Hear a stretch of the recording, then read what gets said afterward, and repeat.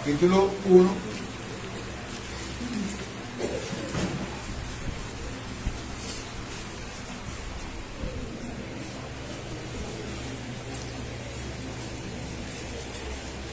Para leer los versículos 2 al 4.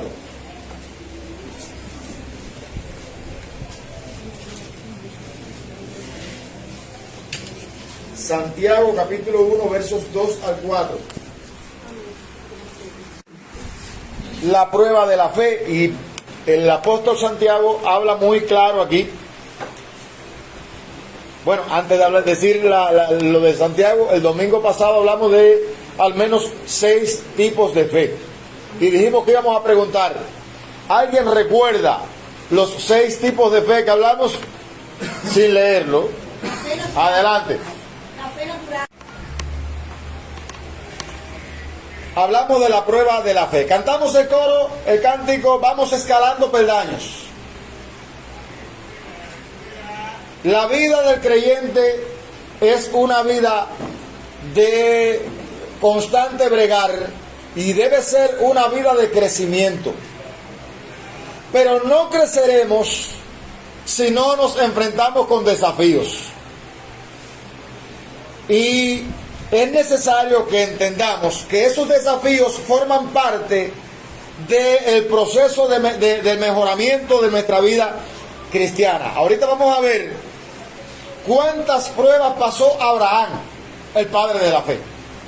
Hubo una prueba clímax en la vida de Abraham, cuando el Señor lo mandó a sacrificar a su hijo.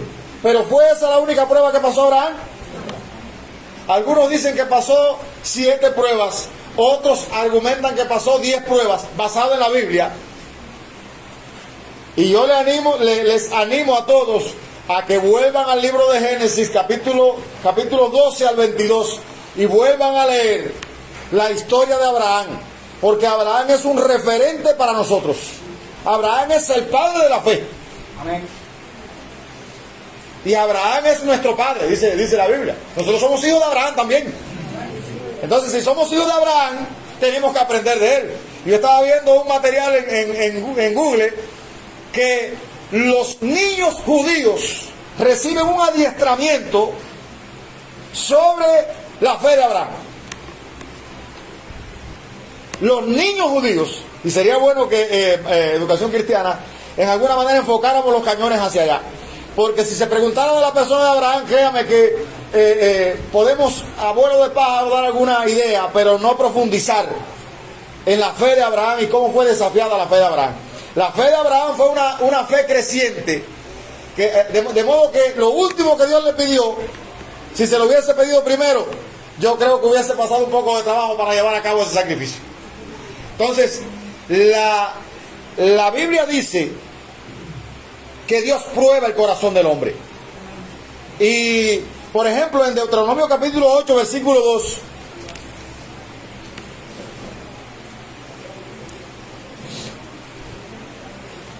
Deuteronomio capítulo 8, versículo 2.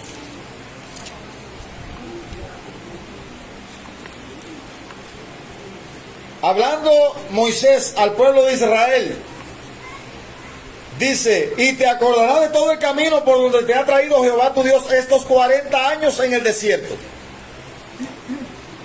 Y ahí está el propósito de esos 40 años. Para afligirte, para probarte, para saber lo que había en tu corazón.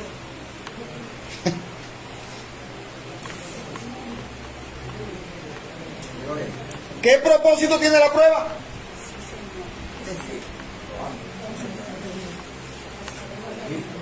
Afligir. Dios se complace en afligirnos.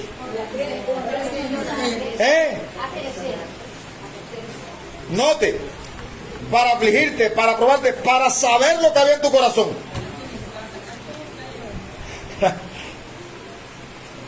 Cuando llega la crisis es que nosotros sacamos nuestra verdadera personalidad. El hijo pródigo pensó que tenía muchos amigos. Cuando se vio sin dinero, no apareció nadie. Nosotros sabemos quiénes son los que en realidad están a nuestro lado cuando nos vemos en la crisis. En la buena todo el mundo está a nuestro lado. Y entonces, aquí dice, note el propósito del desierto. El propósito era saber lo que había en el corazón, si había de guardar o no sus mandamientos. Así que nadie vaya a pensar que la vida cristiana es una gira turística. Muchas veces vamos a tener que pasar por momentos difíciles que se van a encargar de sacar a la luz nuestras verdaderas intenciones.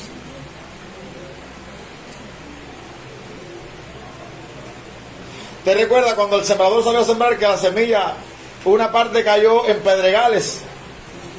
Y dice que cuando vinieron las pruebas se secaron. Cuando calentaron las piedras, dice que al venir la aflicción por causa de la palabra, se secaron. Bueno, pues así hay muchas personas. Ahora, es necesario que entendamos entonces que el Dios que prueba los corazones, o el Dios eterno que nos ha llamado, Él también quiere, y no porque no lo sepa, sino porque quiere que nosotros seamos los que estemos conscientes de en realidad de qué es lo que nosotros tenemos dentro. Porque usted cree que Dios no sabe lo que nosotros en realidad somos. A veces Dios no nos da más, y es no porque Él no quiera darnos más, porque sabe que eso nos puede hacer daño. Entonces, y este mismo pueblo de Israel, este mismo pueblo, de cerca de 800,000 que salieron, cuando Dios los sacó de Egipto, ¿cuánto entraron a la tierra prometida? ¿Y por qué no pudieron entrar a la tierra prometida? El libro de Hebreos lo dice claramente. No, y vemos que no pudieron entrar a causa de incredulidad. ¿Y qué cosa es la incredulidad? El antónimo de fe, o lo contrario a la fe. Hay personas que creen que lo que hace falta en la iglesia es una campaña de milagros para que la gente se convierta. ¿Quién ha visto más milagros sobre la tierra que el pueblo de Israel? Antes de salir de Israel, 10 plagas. Ninguna de ellas lo tocó a ellos. Y cuando salen, el mar se abre. Y ellos pasan en seco y Dios destruye a sus enemigos. Y luego se ven sin comida y Dios le manda el maná diariamente. Y luego se cansan del maná y Dios le manda carne. Y luego se ven sin agua y Dios le manda agua. Pero en cada ocasión de esa el Señor tenía que matar un grupo de personas. ¿Usted sabe por qué?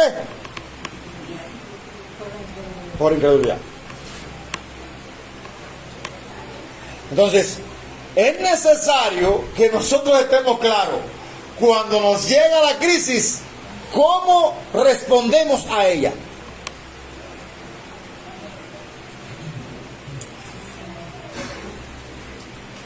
Cuando a Job le llegó la crisis, ¿cómo respondió? Yo sé que mi Redentor vive. Aleluya. Y cuando lo había perdido todo, hasta sus amigos que vinieron a darle consejos y no entendían, y ustedes son médicos nulos, ustedes, su consejo es vacío, ustedes están torciendo lo que... Y Dios le dijo, yo sé que mi Redentor vive, y yo sé que Él me va a sacar de esta situación que yo estoy viviendo, y aunque se deshaga mi piel, yo voy a ver a Dios con mis propios ojos. Y le caminaban gusanos sobre su piel, dice la Biblia. Pero él estaba convencido que Dios no podía dejar su nombre en entredicho. Entonces, las pruebas tienen un propósito.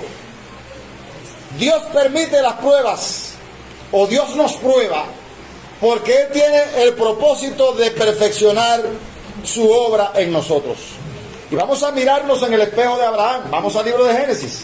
Bueno, antes de ir a Génesis, ¿qué dice Santiago? Hermanos míos, tened por sumo gozo. No dice que te goce, sino que el gozo sea... ¿Quién se puede gozar con los apagones?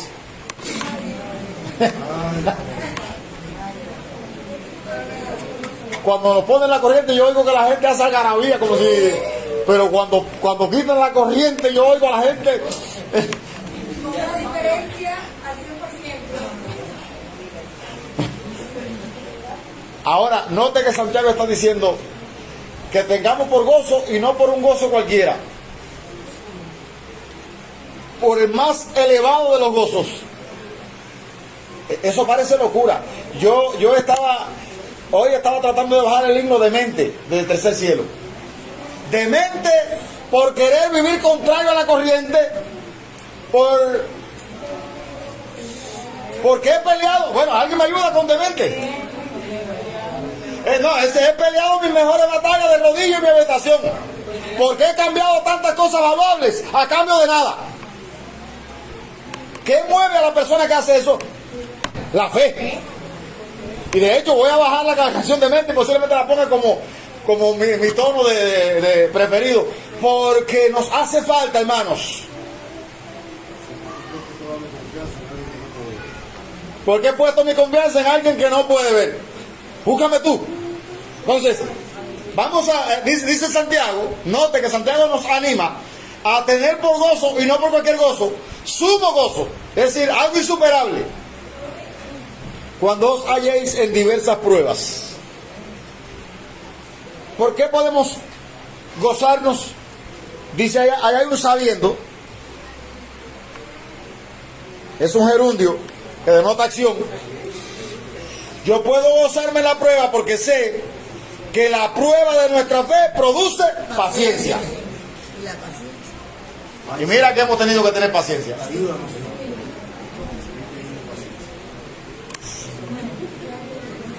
El cubano sí ha tenido que tener paciencia. Pero nada, tenemos que seguir esperando ahí porque Dios está en su trono y Él sabe cuándo le va a poner punto final a la agonía que estamos viviendo. Amén, aleluya. El hombre ha creado una estructura a su alrededor para que nadie pueda decir nada, solo Dios. Mejor así, porque cuando Él decida orar, no será la mano del hombre la que salve, será la de Dios. Para nosotros es difícil, pero miren lo que dice Santiago: sumo gozo cuando te encuentres ahí. No alcanza el alimento, no alcanza la economía, no hay medicamento, no hay transporte. Bueno, hermano,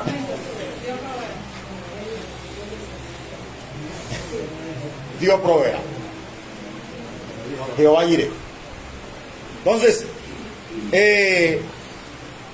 Santiago nos llama a tener la prueba de nuestra fe en alta estima, sabiendo que la prueba de vuestra fe produce paciencia. Y note, mas tenga la paciencia su obra completa, es decir, espera hasta que Dios actúe. Espera hasta que Dios haga lo que tiene que hacer.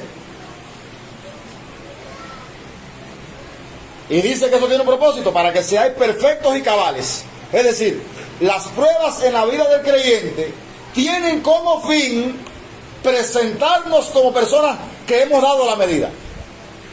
El pueblo de Israel no pudo entrar a la tierra prometida precisamente porque cada vez que enfrentaba una situación se les iba los cables a la tierra. Usted ha sido, y dice que esas cosas están escritas como ejemplo para nosotros. Nosotros somos llamados a vivir de tal manera que cuando llegue la crisis podamos seguir mirando al trono y no a la situación. ¿Usted sabe por qué Pedro comenzó a hundirse en el mar? Pedro caminó sobre las aguas. ¿Usted sabe por qué Pedro comenzó a hundirse? Cambió la dirección. El problema de Pedro fue que Pedro le dice, Señor, si eres tú, manda que yo vaya. Después de una gran obra que Dios había hecho, una tormenta que quería acabar con ellos, y ellos comienzan a gritar, y el Señor aparece y manda a callar. Soy yo, no temáis. Y entonces el Señor manda a callar el mar, y todo se aquieta. Dice Pedro, si eres tú, manda que yo vaya. Pedro no tenía ni que haber dicho eso. Pero bueno, Pedro, el atrevido. Y sale Pedro caminando, y sale Pedro caminando sobre las aguas. Pero ahí hay una frase que dice, pero al ver las fuertes olas, Pedro quitó la mirada de Cristo para ponerla en las circunstancias. Y si usted pone la mirada en las circunstancias que nos están rodeando, se hunde, hermano. Si usted pone la mirada en cómo está la situación actual nuestra, se hunde. Yo estaba mirando, ayer Israel ajustició a Nasrallah, uno de los principales líderes terroristas del grupo Hamas, la cabeza de Hamas, buscado por 40 años. Y ayer Israel destruyó 6 edificios en Beirut, en el Líbano, y mató a Nasrallah y a 3 agentes principales del grupo Hamas. Y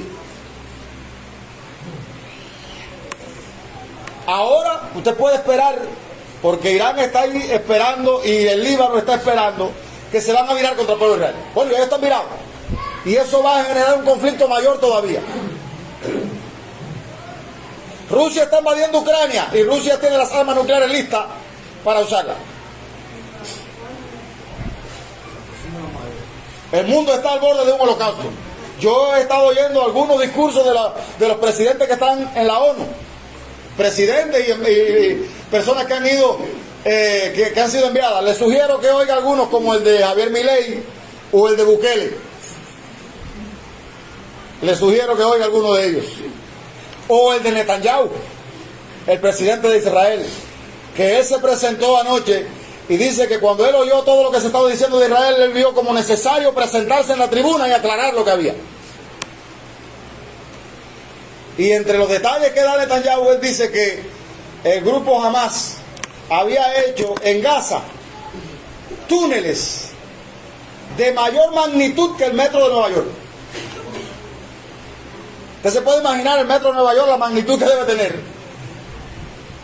Entonces, ese grupo armado no tiene recursos para hacerle casa a la gente de Gaza y tiene recursos para llenar de túneles la ciudad y esconderse.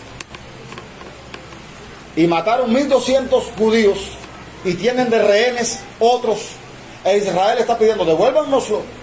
Escucha el discurso de Netanyahu. Devuélvanoslo y se acabó la guerra. Hasta los muertos que se llevaron, devuélvanlo. Y se acabó la guerra. Pero el grupo no quiere devolverlo. Y ellos están, uno a uno, se lo están sacando de las manos. Hasta muertos se lo están sacando de las manos. Vivos han sacado, no sé si son 70 o 17, algo de eso. Le han logrado quitar al grupo Hamas. Pero Israel lo dijo, hasta que no venga el último, estamos en guerra con ustedes. Entonces, el mundo está al borde de la guerra. Y nosotros tenemos que estar claros de lo que está pasando. Y no podemos dejarnos llevar por los cantos de sirena de quienes quieren mantenernos entretenidos.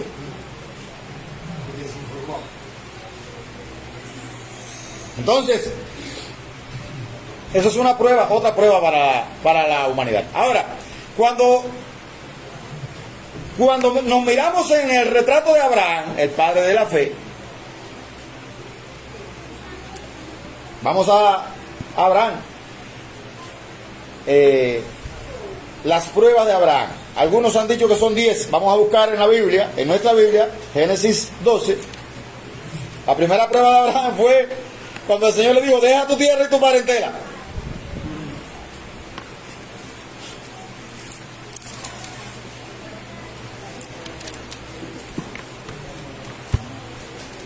Le sugiero que la vaya marcando en su Biblia. Génesis 12:1. Pero Jehová había dicho a Abraham, vete de tu tierra y de tu parentela y de la casa de tu padre a la casa que yo te mostraré, a la tierra que yo te mostraré. Ahí está la primera prueba de Abraham.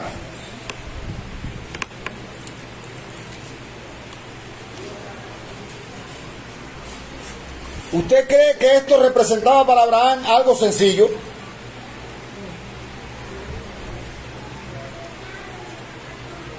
Abraham tenía que salir del lugar donde había nacido y crecido, de la cultura que conocía, del lugar donde había hecho toda su fortuna. Dice que Abraham era riquísimo y él tenía, si él quería obedecer a Dios, él tenía que salir de ese lugar de confort o nido. Algunos lo han llamado el nido, ¿no? Después que usted construyó, después que usted se posesionó o se posicionó, es difícil que usted quiera abandonar. Si usted hizo una casa de mampostería, es muy difícil que usted quiera parar una casa de tabla o de yagua. Y el Señor le dice a Abraham vete de tu tierra y de tu parentela a la casa y de la casa de tu padre, es decir, deja tu tierra, tus parientes y la casa de tu padre, y yo te voy a mostrar a dónde tienes que ir. Ni siquiera se lo había dicho. ¿Representa eso una prueba para una persona? Y no, yo diría que no cualquier prueba, porque hay un proverbio que dice que cada uno por su mejoría su casa dejaría. Y obedeció a Abraham. ¿Por qué obedeció? Porque él sabía en el Dios en quien había creído. Sabía que Dios es fiel, que Dios no puede mentir y que no lo iba a sacar de allí para embarcarlo.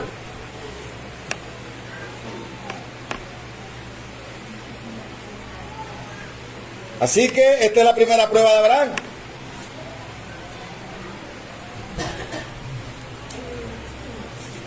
La segunda prueba de Abraham está inmediatamente después que llega a la tierra prometida. Se encuentra con una hambruna.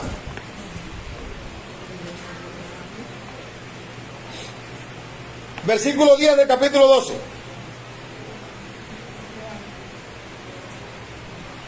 Hubo entonces hambre en la tierra, y descendió Abraham a Egipto para morar allá.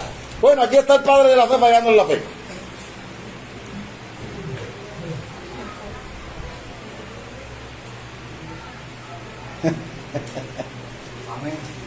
A veces creemos que ser un hombre de fe es ser un hombre, es ser, ¿cómo se llama? Invicto, invulnerable, alguien que no tiene sus flaquezas. Mientras estudiaba anoche estaba valorando que Dios, la Biblia es un libro que es un compendio de hombres que en un momento de la vida dudaron. Abraham dudó,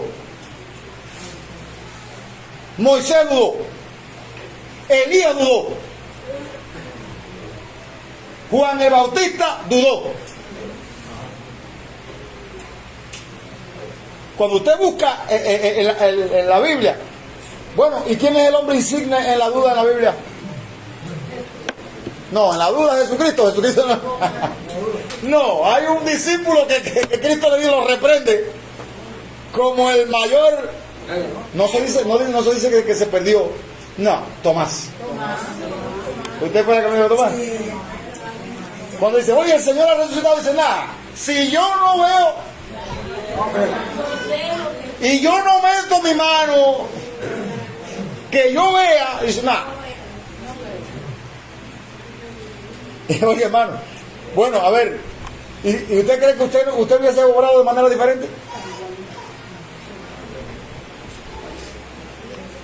Que resucitó, yo nunca he visto a nadie resucitar.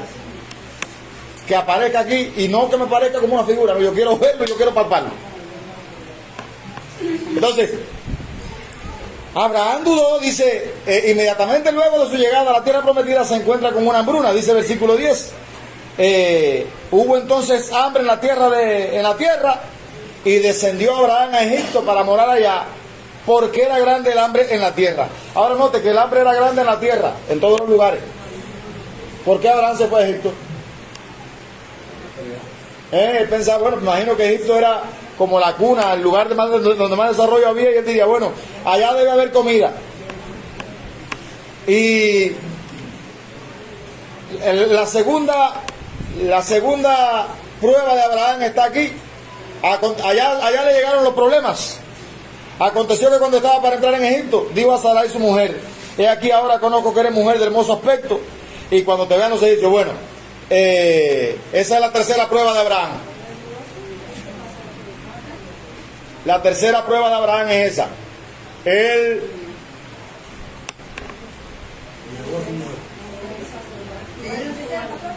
La tercera está en el versículo 14 y 15. Y aconteció que cuando entró Abraham en Egipto, los egipcios vieron que la mujer era hermosa en gran manera. También vieron los príncipes de Faraón y la alabaron delante de él. Y fue llevada la mujer a casa de Faraón. ¿Cómo se sentiría Abraham cuando la mujer se le fue para la casa de Faraón?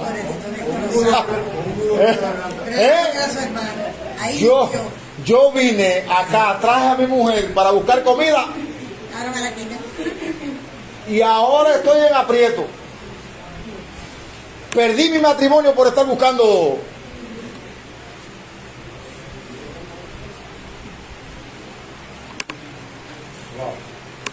Esa es la tercera, ¿no?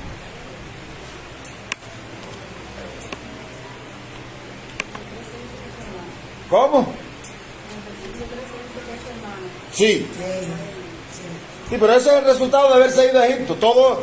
A veces nosotros nos metemos en problemas y estamos reclamándole a Dios que nos resuelva el problema en el que nosotros nos metimos. Si yo doy pasos fuera de la voluntad de Dios y me meto en problemas, yo tengo que ser responsable para entender que yo tengo que asumir las consecuencias de mi decisión. Hay personas que están llamando a Dios para que, y bueno, yo creo que todos de alguna manera lo hacemos y Dios en su misericordia nos socorre. Pero tenemos que estar claros que los pasos que demos fuera de la voluntad de Dios, tenemos que asumir las consecuencias de lo que nosotros hagamos fuera de la voluntad de Dios.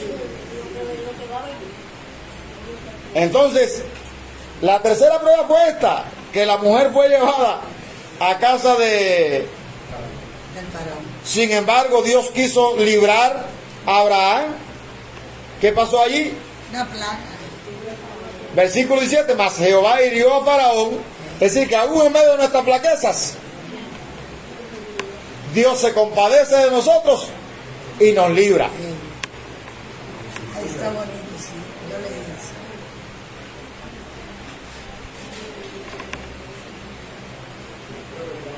Mas Jehová hirió a Faraón. Aquí está.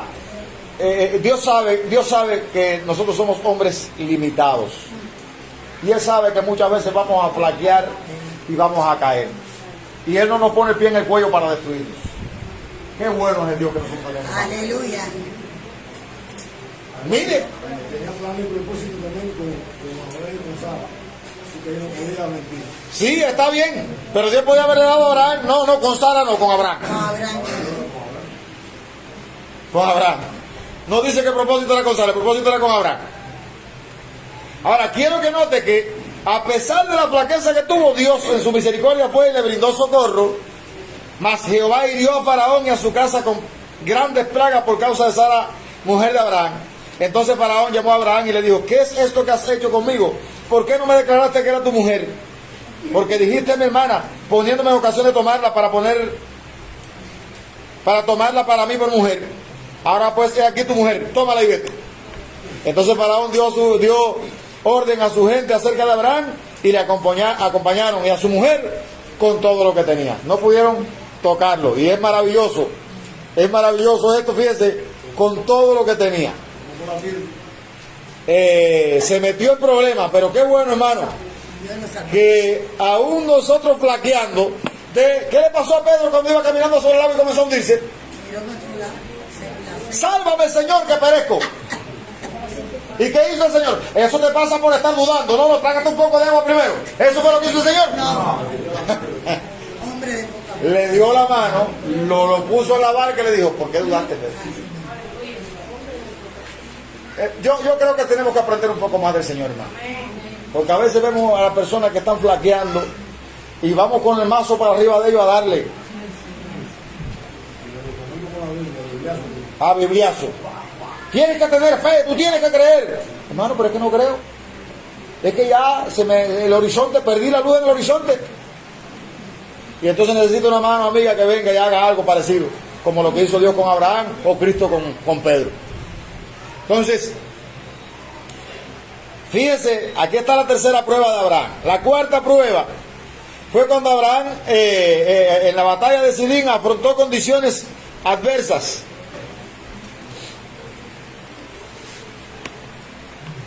Abraham se separó de Lot y él tiene que ir a pelear porque los enemigos cogieron a Lot preso y él fue a pelear por su capítulo 14. Él fue a pelear por su sobrino y allá enfrentó situaciones difíciles. Y allí el Señor también obra. Está el capítulo 14, por favor, si quiere estudiarlo después en casa. Pero lo que quiero que valore es que todas estas pruebas fueron perfilando el carácter de Abraham. Fueron haciendo que Abraham creciera en la fe para cuando llegara el momento cumbre de la prueba. Usted no coge a un niño de primer grado y le pone un examen de un niño de sexto grado.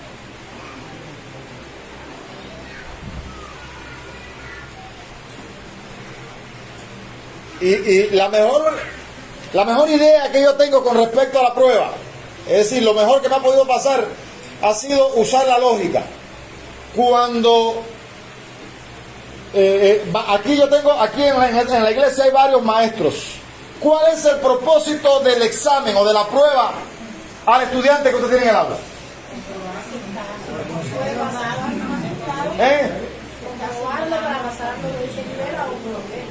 Comprobarlo para ver si puede pasar de ese nivel a otro nivel. Y aquí es lo mismo. En la vida cristiana la prueba tiene la misma proyección.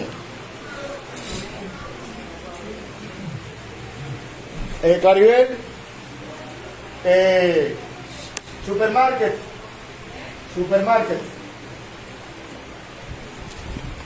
Creo que es supermarket. Gloria a Dios.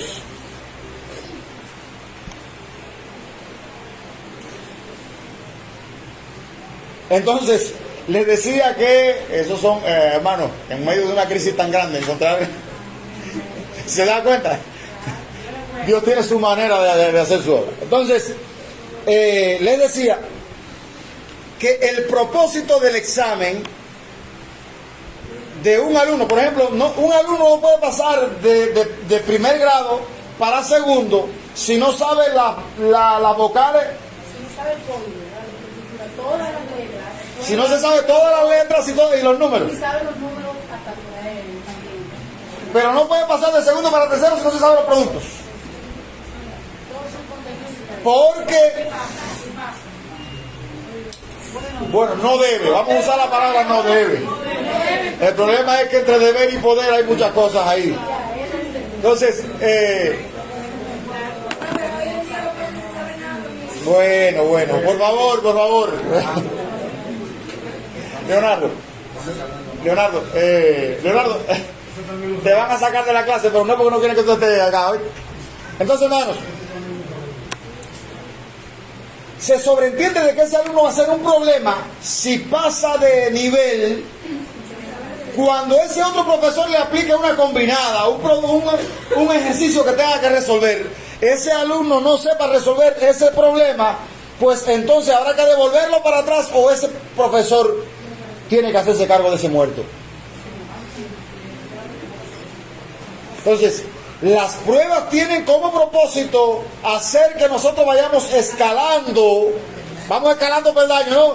Vayamos subiendo de nivel. De modo que las pruebas entonces tienen que ir aumentando en rigor.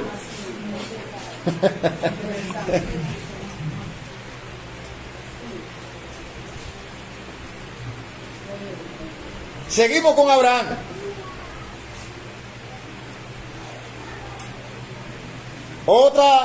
La quinta prueba de Abraham fue cuando tomó a Agar por mujer en el capítulo 16. Dios no le había dicho a Abraham que le iba a dar descendencia. ¿Cuál era el deber de Abraham? Esperar en Dios hasta que llegara Fue Sara. el momento en que Dios le diera lo que le había prometido. ¿Sí o no? Sí. ¿Qué dice Santiago? La prueba de vuestra fe produce paciencia, mas tenga la paciencia su obra completa. Espera hasta que Dios determine. ¿Usted sabe por qué Saúl fue desechado? Samuel le había dicho, presta atención a las palabras de Dios.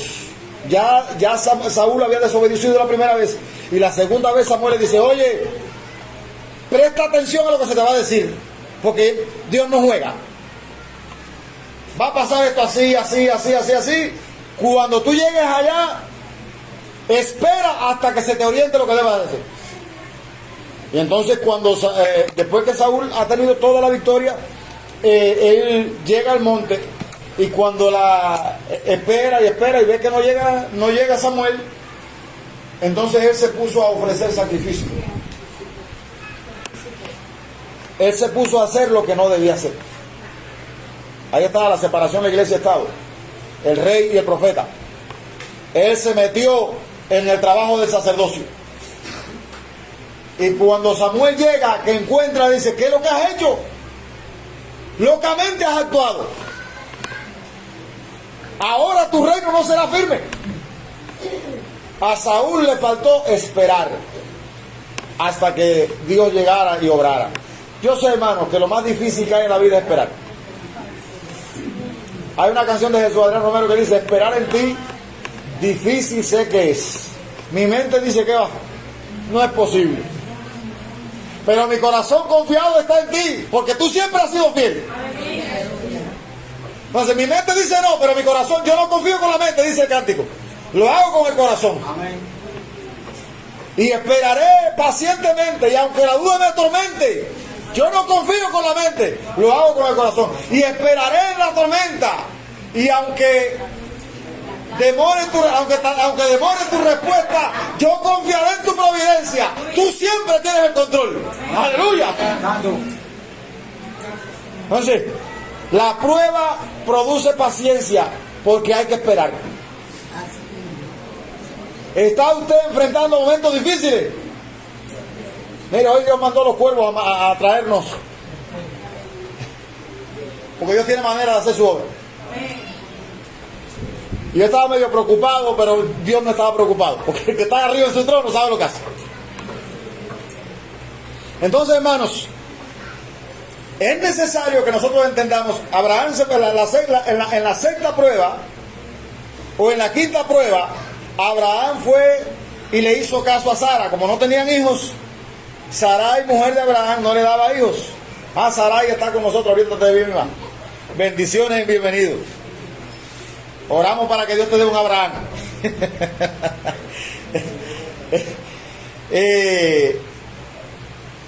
Y dijo entonces Sarai a Abraham: ya ves que Jehová me ha hecho estéril.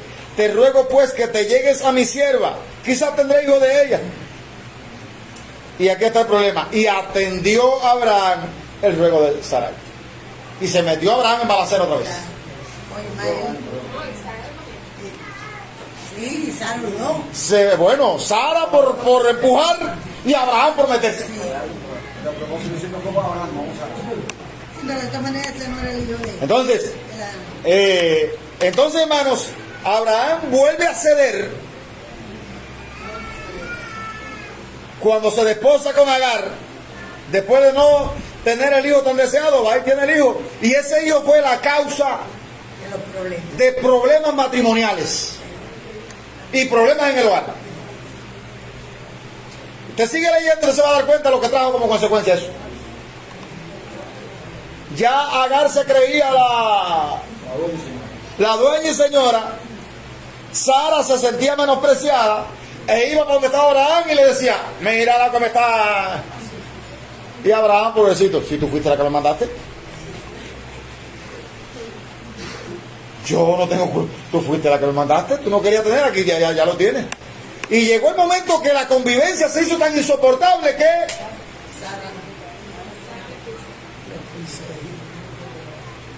tuvo que echarlo. Y le voy a decir más: alguien dijo que Abraham es el que fue el hombre que por su desobediencia nos metió a nosotros en problemas. Usted sabe que el mundo musulmán sale de los lomos de Ismael, que es el hijo de Agar.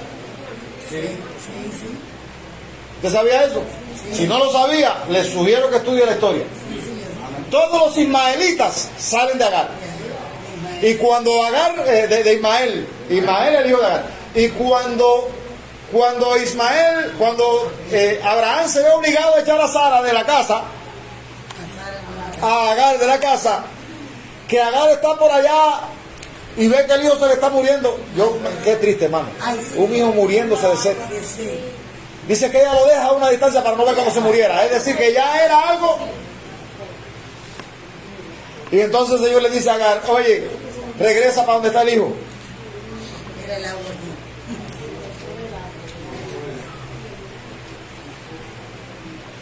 Dice el versículo 8, y le dijo, Agar, sierva de Sarai, ¿de dónde vienes tú? ¿Y a dónde vas? Y ella respondió, huyo de delante de Sarai, mi señora. Y le dijo el ángel de Jehová, vuelve a tu señora y ponte sumisa bajo su mano. Eso es lo que tiene que haber hecho todo el tiempo. Hay personas que no pueden recibir bendición porque enseguida se creen que son hermanos. Le dijo también el ángel de Jehová, multiplicaré tanto tu descendencia que no podrá ser contada a causa de la multitud. Además dijo el ángel de Jehová, he aquí que ha concebido y dará a luz un hijo y llamará su nombre Ismael, porque Jehová ha oído tu aflicción. Y él será hombre fiero. Eso es característico de los musulmanes. Él será hombre fiero. Su mano será contra todos y la mano de todos contra él. Y delante de todos sus hermanos habitará. Es decir, que los musulmanes no van a ser erradicados. Van a estar ahí hasta el día que Cristo venga. ¿Sabe por qué? Porque es descendiente de Abraham. No es de la promesa, pero es descendiente. Es descendiente. No es de la promesa, pero es descendiente. Muy bien. Entonces, ese es el quinto. El sexto es cuando Dios le dice que circuncide.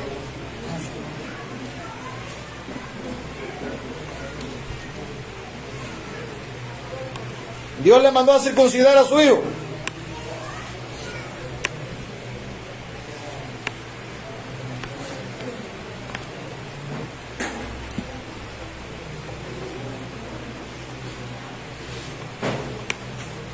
Dice capítulo 17,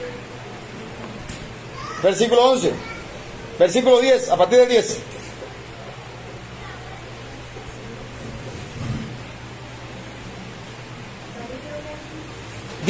Versículo 9, dijo de nuevo Dios a Abraham, en cuanto a ti guardarás mi pacto, tú y tu descendencia después de ti, por tus generaciones. Este es mi pacto que guardaréis entre mí, vosotros y tu descendencia después de ti. Será circuncidado todo varón de entre vosotros. Circuncidaréis pues la carne de vuestro prepucio, y será por señal del pacto entre mí y vosotros. De edad de 8 años, de 8 días será circuncidado todo varón entre vosotros por vuestras generaciones. Bueno, ¿y para qué circuncidar si todavía no le había dado al hijo de la promesa? Bueno, pero era un acto de fe.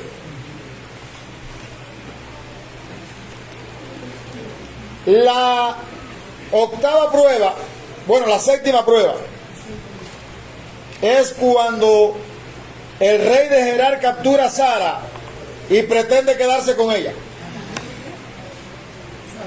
El rey de Gerar prende a Sara.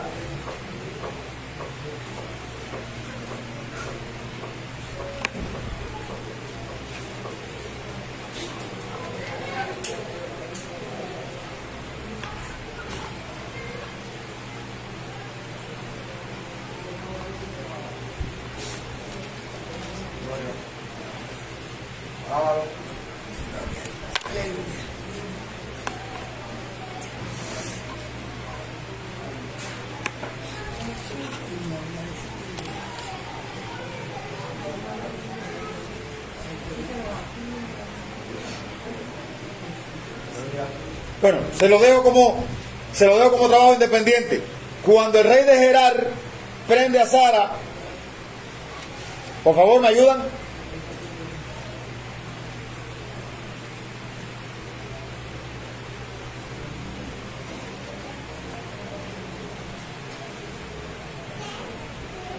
Génesis 22. Gracias, mi hermano. Otra vez volvió a remanente. Otra vez. Son 2 veces. Sí, es 2 veces. Primero en Egipto y ahora en Gerar. Oiga, no había aprendido la lección. Lo triste, eso fue una lección que aprendí hace mucho tiempo. Usted sabe que cuando usted no vence un contenido, ¿qué tiene que hacer? maestra, ¿qué hay que hacer con un alumno que no vence contenido? Aquí lo pasan de grado, pero en el lugar donde se respeta tiene que repetir el año. Porque hasta que no vence el contenido, vas a ser un problema para...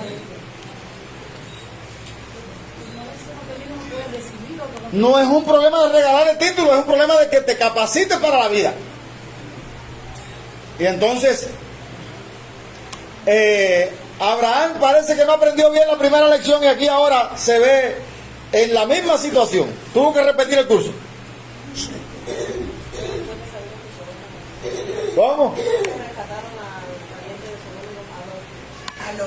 Porque empieza diciendo, y Abraham partió de allí hasta la leja de Nevé, se estableció entre Cades y Sur, entonces estuvo un tiempo en Gerar. Y Abraham dijo de Sara, su mujer, es mi hermana. Y Abimelech le dijo, Gerar, y tomó a Sara. Claro, si ella es tu hermana, pues ella está libre. Y el hombre se vio en con esa oportunidad, y Sara, que era bonita, según dice la Biblia, pues bueno. Y el hombre era el rey, ¿qué más da que...? Ahora, note que Dios vuelve a salir en defensa de Abraham. Hermano, no. A veces nosotros somos tan crueles que cogemos a la persona que ha caído en algo y le ponemos el pie encima. Y tú estás así por todo lo que tú has hecho. Mire aquí. A ver, que usted habla de eso, me acuerdo del cigarro. Cada vez que, bueno. Ahora, Dios no se puso a sacarle en cara a Abraham, no, sencillamente lo defendió nuevamente. Dice, versículo 3, pero Dios vino a Abimelech en sueño de noche y le dijo, he aquí, muerto eres a causa de la mujer que has tomado, la cual es casada con marido. ¿Quién lo defendió? Mas Abimelech no se había llegado a ella, le dijo, Señor, ¿vas a matar al inocente? Como queriendo decir, no me dijo él, mi hermana es, y ella también dijo, es mi hermano, los dos mintieron. Y era mi hermano de verdad. ¿Qué culpa tengo yo? Y entonces dice, mire, este hombre era más cristiano. mire lo que dice, con sencillez de corazón y con limpieza de mis manos he hecho todo esto. Ay, hermano, oiga, yo quiero ser así. Que aún cuando yo esté metido pero que pueda decir, yo lo hice, pero no lo hice con una intención malévola. Lo hice porque no vi nada extraño en el camino. Llegué hasta aquí, pero tú sabes, tú conoces el corazón. ¿Y sabe lo que le dijo? Y le dijo Dios en sueño, yo también sé yo también sé que con integridad de corazón has hecho esto. Y yo también te detuve de pecar contra mí. Y así no te permití que la tocases. Ahora devuélvela. Porque es profeta y orará por ti y vivirás. Y si no la devolvieres, ay mamá. Hermano, ¿cuánto vale caminar por la fe? Usted sabe que lo que es suyo está protegido por Dios. Yo, cada vez que yo me detengo y el Espíritu Santo me da algo de claridad con respecto a la Biblia, yo me quedo boca abierta. Porque hay del que ose coger algo de lo nuestro que no le corresponde. Note lo que le dice el Señor a este hombre. Espera, no. Yo fui el que te aguanté. Yo también te detuve de pecar contra mí. Y así no te permití que la tocases. Devuelve a esa mujer a su marido, porque es profeta y él va a orar por ti y vas a vivir. Y si no la devuelves, sabe que de cierto morirás tú y todos los tuyos. Entonces Abimelech, con estos truenos no hay quien duerma. Entonces Abimelech se levantó de mañana y llamó a todos sus siervos y dijo todas estas palabras en los oídos de ellos, y temieron los hombres en gran manera. Y bueno, después le devolvió a la esposa. ¿Qué quiero decirle con eso, hermano? Que el hombre de fe no quiere decir que sea una persona que no tenga sus flaquezas. El ser humano, el único que es el único que no va a fallar es Dios. El único que no tiene flaquezas es Dios. El único que es infalible es la palabra. El único infalible que hay sobre la tierra, que hay en el mundo, es Dios. Todos los demás corremos el riesgo de tener nuestro momento de debilidad.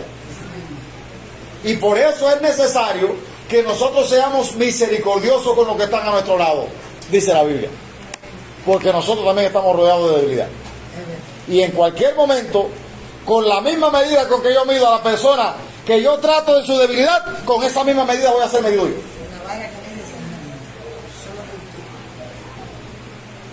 Por eso Pablo dice, si alguno es sorprendido en una falta, restáuralo. Y nos dice cómo tenemos que hacerlo.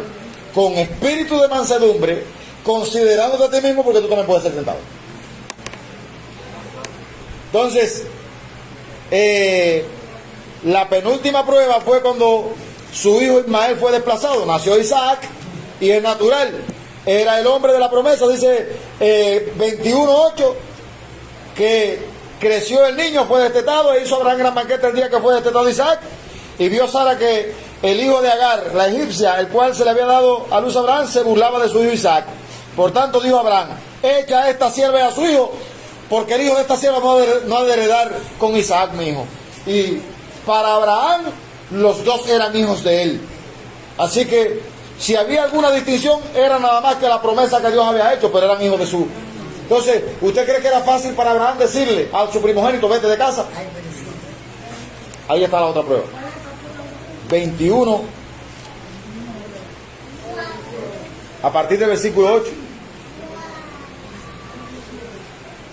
Entonces dijo Dios a Abraham, no te parezca grave a causa del muchacho y de tu sierva en todo lo que te dijere Sara, oye su voz, porque en Isaac te será llamada descendencia. Es decir, ya no tiene por qué estar juntos, que se vaya él por su camino.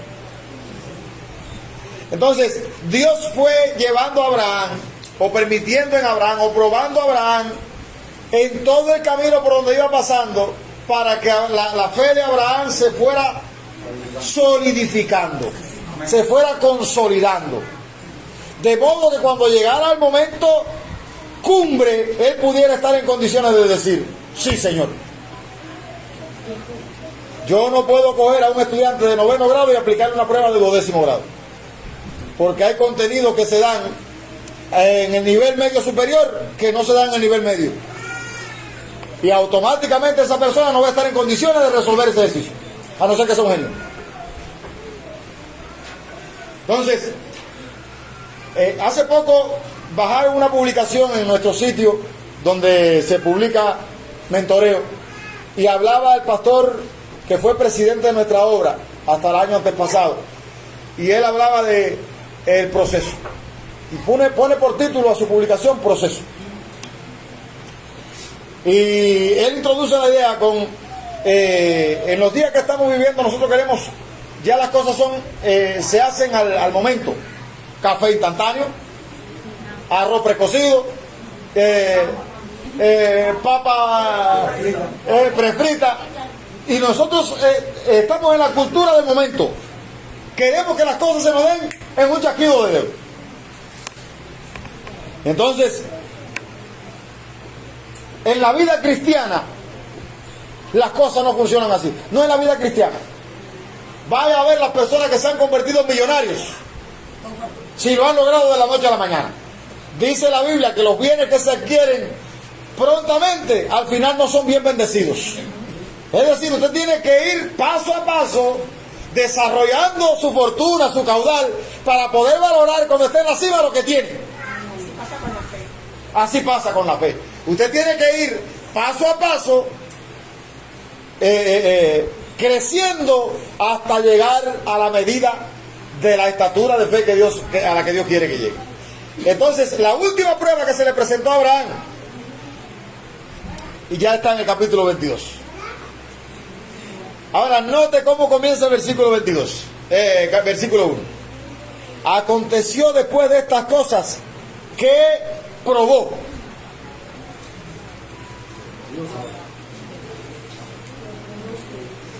Probó Dios a Abraham.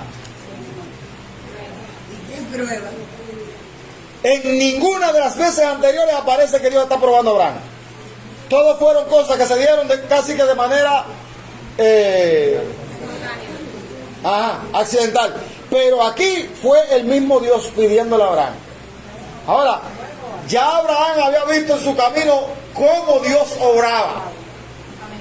Ya Abraham había visto que él era un hombre impotente y la mujer hasta le había cesado la costumbre de las mujeres y que él no tenía esperanza de tener hijos y Dios le dio el hijo. No sé la edad que tendría Isaac, imagino que tendría 12 años. Cuando el Señor le dijo, vamos, quiero que me... ¿Cuál fue la prueba? Probó Dios a Abraham y le dijo, Abraham, y él respondió, heme aquí. Y él le dijo, toma ahora tu hijo, tu único Isaac. Y llama la atención, ¿por qué Dios le dice aquí a Abraham que es el único? Si al final él tenía otro. Pero esa era la prueba de la promesa. Ese era el hijo de la promesa. Era el hombre o el instrumento por medio del cual Dios iba a hacer realidad todo lo que le había prometido a Abraham. Por eso Dios dice aquí tu único. Y le dice, toma ahora a Isaac. Toma ahora a tu hijo, tu único. Y para ser más dramático, le dice, a quien amas.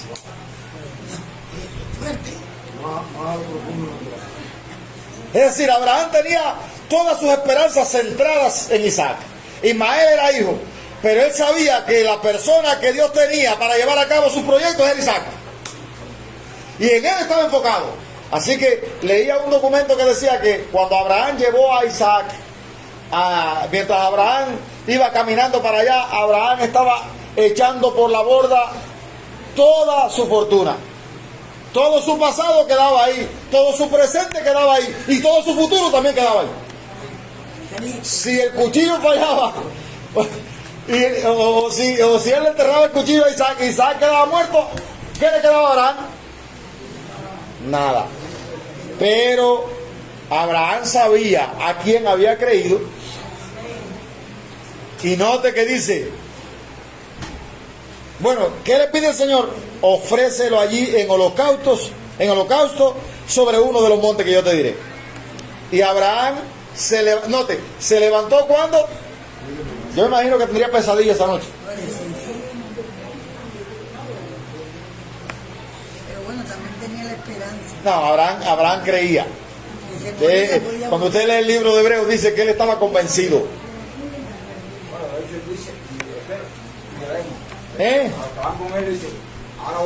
Ajá, muy bien, allá vamos a llegar.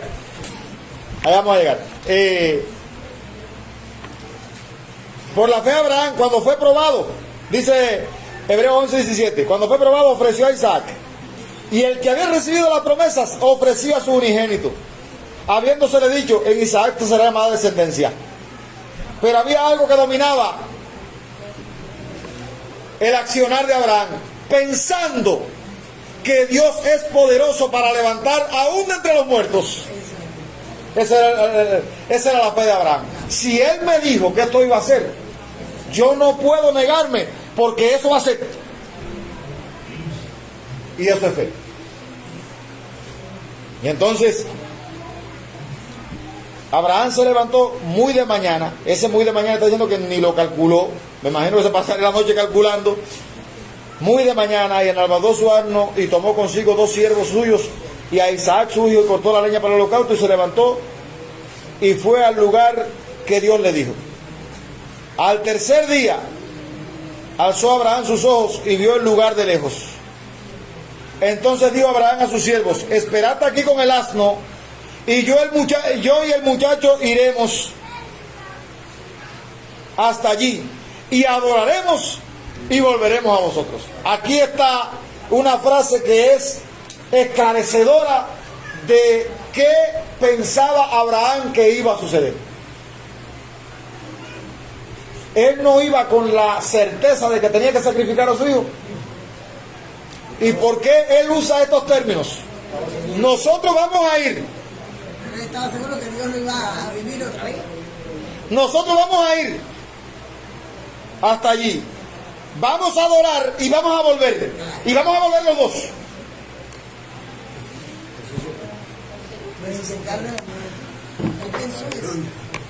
Yo me quito el sombrero, hermano, y le pido al Señor que me ayude a crecer.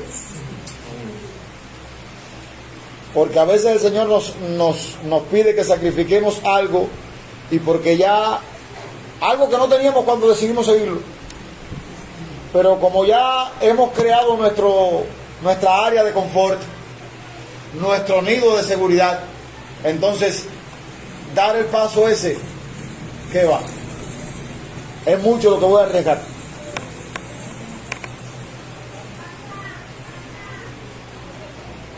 Humanamente hablando, es mucho lo que va a arriesgar.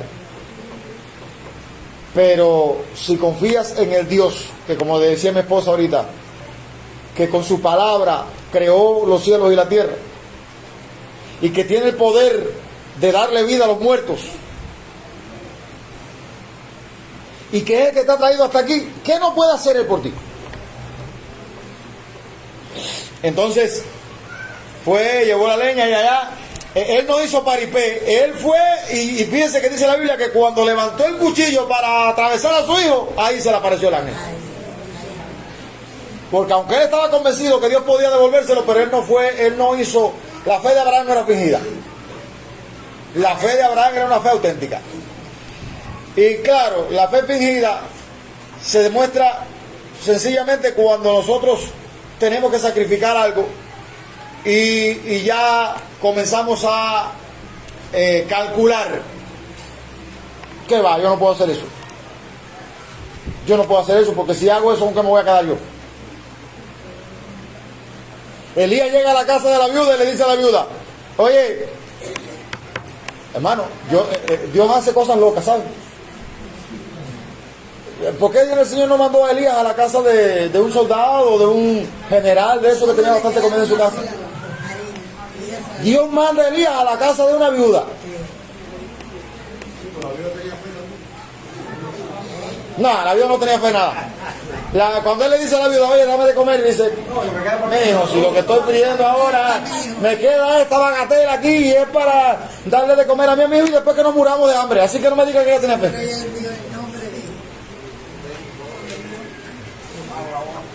Dice Elías: oye, dice el Señor que me dé a mí primero, porque así dice Jehová: en esta casa no va a faltar la harina ni el aceite, pero tiene que darme primero. Hermano, usted, a ver, yo introduje esta enseñanza hablándole de que el hombre se orienta por medio de los 5 sentidos, ¿no? La vista, el olfato, el gusto, el oído y el tacto. El hombre material o natural se orienta por esos 5 sentidos. El hombre espiritual vive por la fe. Que yo te dé un poquito de azúcar que tengo ahí, no tengo dinero en la cartera, ni me queda azúcar que yo te voy a... No, que va. No tengo.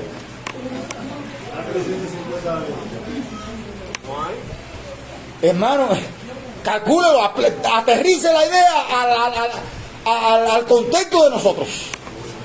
Nos cuesta trabajo creer, hermano. Y dice la Biblia que no se escaseó por la palabra, que no se hubo abundancia para aquella mujer hasta que terminó la crisis. Entonces, el Dios de la Biblia es un Dios que opera, yo le decía, son cosas ilógicas, pero el que camina por la fe tiene que saber que tiene que creerle a ese Dios, porque si usted se la lleva por la lógica, está perdido. Ponerse a construir, por ejemplo, ponerse a construir hoy en día, donde un bloque, ayer me estaban diciendo que vale 260 pesos un bloque, y la mano de obra, ponerlo en la estructura, 50, 60, 80 pesos. Usted se pone a calcular y te dice: no se puede. Pero si Dios te dice: ándale, ahora tiene que ser Dios el que te manda. Si Dios te manda, por eso es importante, y por eso la vida cristiana comienza en tu relación con Dios, en tu intimidad con Dios. Si tú recibes orientaciones de Dios que lo hagas, hazlo. No importa que el mundo entero, hasta el pastor, te diga que no lo hagas. Ahora, si Dios no te manda, estate quieto, aunque te empuje todo el mundo. Y yo recuerdo que una vez aquí hablamos de Abraham, amigo de Dios. ¿Usted sabe por qué Abraham fue llamado amigo de Dios? Ania se destacó ese día. Abraham conversaba con Dios cara a cara. Él no era un hombre que tenía una fe para leer la Biblia en un momento determinado y orar un Padre Nuestro y se acabó todo. No, Abraham tenía una relación con Dios. Y eso lo llevó a él a caminar tan cerca de Dios. Y yo soy de lo que está pidiendo hoy auxilio, diciendo, ayúdame Señor, porque yo quiero acercarme más a ti. Yo quiero vivir más cerca. El activismo muchas veces ahoga esa prioridad en nuestras vidas. Yo digo que de la intimidad con Dios sale todo. Todo lo que usted necesita sale de ahí. Ora a tu Padre que ve en lo secreto, y tu Padre que ve en lo secreto te recompensará en público. Pero queremos tener una vida pública de éxito cuando la vida en secreto está arruinada. Entonces, es necesario, y este Abraham que nosotros vemos aquí, fue ese emblema, ese padre de la fe, pasó al menos por 10 momentos que mostraron o que pusieron a prueba a su persona. Sin embargo, él continuó creyendo hasta el final. Ahora, usted sabe que el número 10 en la Biblia, los que estudian numerología, cuando yo nací en el Evangelio había una persona que era especialista en numerología. 1 representa a Dios, 2 representa, 3 representa a Trinidad, 4 plenitud, 5 gracia, 6 hombre, 7 perfección, 8 resurrección. 10, ¿sabe lo que representa en la Biblia? Apocalipsis 2:10.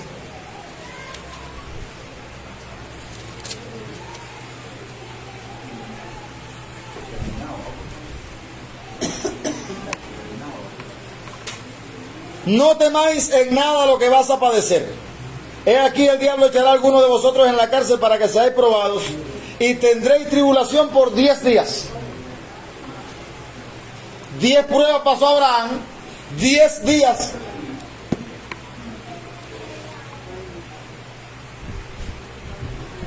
¿Qué quiere decir eso?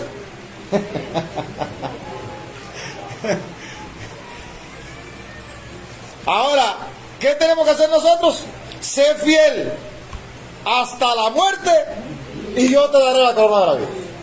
Tú vas a ser probado, y en estos momentos yo creo que no por 10 días. Llevamos una buena tanda de tiempo siendo probados. Gloria a Dios. Que Dios nos ayude.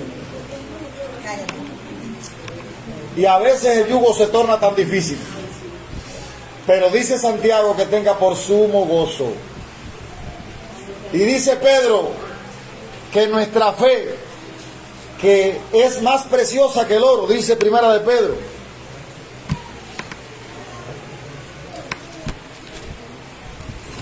Primera de Pedro 1:5.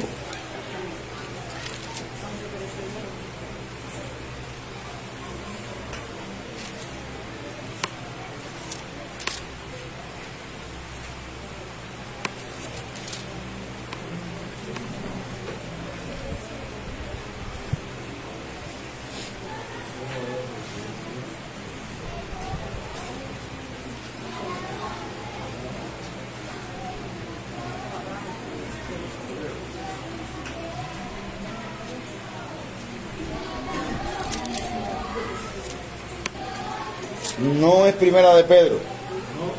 Sí, es Primera de Pedro. Fue guardado por el poder de Dios mediante la fe. Sí. Es 7. 7. 6 y 7 dicen, lo cual vosotros os alegráis, aunque ahora por un poco de tiempo. Note que no dice os quejáis. En lo cual vosotros os alegráis, aunque ahora por un poco de tiempo. El que tiene fe se alegra, el que no tiene fe se queja.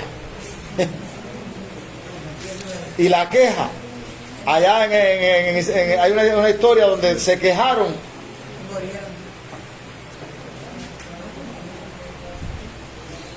Aunque ahora por un poco de tiempo, si es necesario, tengáis que ser afligidos en diversas pruebas, para que sometida a prueba vuestra fe, mucho más preciosa que el oro, ¿Por qué es más preciosa que el oro?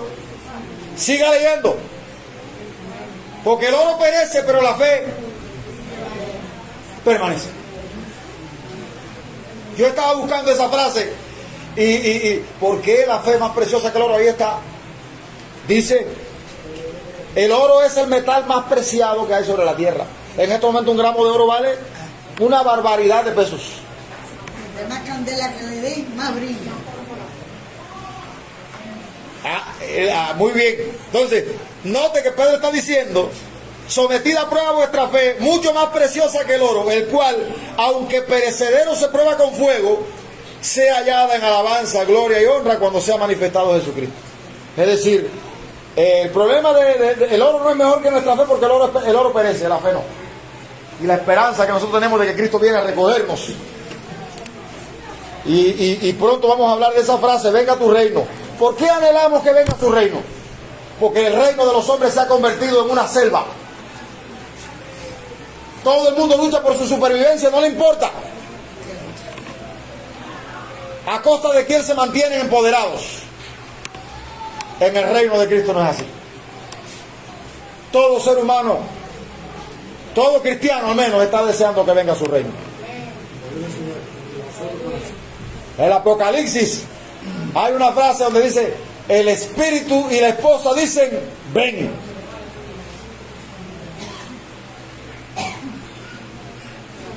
Estamos deseando que el Señor venga y le ponga fin a toda esta agonía que estamos viendo. Pero mientras llega, ¿usted sabe qué nos sostiene a nosotros? La fe. Dice el himno que cantábamos y dice Juan, esta es la victoria que ha vencido al mundo, nuestra fe. Nuestra fe es la que nos va a llevar a mantenernos firmes y fieles, confiados, sabiendo que Dios está en su trono, que lo que está pasando no está pasando por casualidad. Incluso en nuestra Cuba, lo que está pasando con un propósito. Y aunque duela, pero hay que esperar. Para que, como dice Santiago, tenga la paciencia su obra completa. Así que no se desespere, que si se desespera va a perder la recompensa. Vamos a orar, porque yo creo que yo soy uno de los que necesita eso. Yo no sé usted, vaya, usted se siente empoderado, y lo felicito si se siente empoderado. Si cuando le tumban la corriente, si cuando sale a hacer una gestión no aparece el recurso, si cuando tiene un enfermo no hay medicamento, o cuando va al médico le dice no tenemos que, y usted se siente, no hay problema con eso, gloria a Dios, siga caminando en esa dimensión. Pero yo soy alguien que tiene que chocar con esa triste realidad, y a veces me indigno, y a veces digo, como dijo David, Dios me diera alas como de paloma para volar de este desierto. Pero me sostiene la confianza en que mi Dios va a llegar el momento en que le va a poner fin a toda esta agonía y nos va a sacar a gran liberación. Amén, aleluya. Termino con la frase que tratamos el jueves entre los hombres. Hermito, ¿recuerda cuál fue la frase que tratamos en el texto bíblico? La idea. Leonardo, ¿recuerda la idea? Álvaro, ¿recuerda la idea? La fe. Salmo 27, 14. Nada. Hubiera yo desmayado si no creyese que veré la bondad de Jehová en la tierra de los vivientes. No en la eternidad. No en la eternidad. Aquí. Mi cable se hubiese ido a tierra. Yo estuviese hecho leña. Si yo no creyese que yo voy a ver la bondad de Dios aquí. Esa no fue la idea que hablamos. Entonces, por lo tanto, esfuérzate y aliéntase tu corazón. Espera a Jehová. Sé valiente. Oramos. Padre,